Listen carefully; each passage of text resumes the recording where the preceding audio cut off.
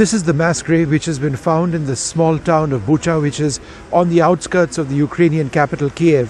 For the last couple of hours, my colleague Umashankar Singh and Ashok Mahale and I have been witnessing these bodies being exhumed from this mass grave. 57 bodies at least have been found over here, and there is, the Ukrainians say, clear-cut evidence of the fact that many of these individuals were executed, their hands were bound, and they were found in that state dead. This mass grave, something identified also in satellite images, is approximately 40 feet long.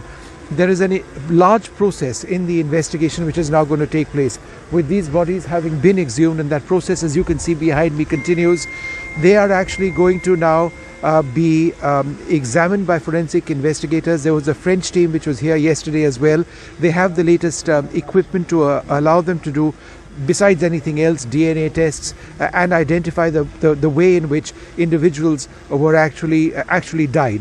Now, the people who actually died over here were buried over here by Ukrainians. This was actually a mass grave set up by Ukrainians towards the end of the war, where a lot of the individuals who were killed over here were actually placed. But the Ukraine says there is absolute clear-cut evidence of torture over here, and they want to use this evidence, and they believe that the Association of French Investigators and others will help them in that process of trying to prove to the international community Russian war crimes, and then perhaps call for an international court to look at these allegations of war crimes as well in this particular area. Now, this is just one town, the town of Bucha, where this is actually opened up. In terms of evidence of what has taken place, there has been overwhelming evidence, both by way of videos shot by amateurs, by satellite imagery, and what we are actually reporting now, this continuous process of these bodies being placed on a particular platform and then being moved by the crane to the other side where the investigation process is taking place. India, for its part, says that there needs to be an international investigation into this as well, and for war crimes and in order to unearth the actual truth of what went on over here.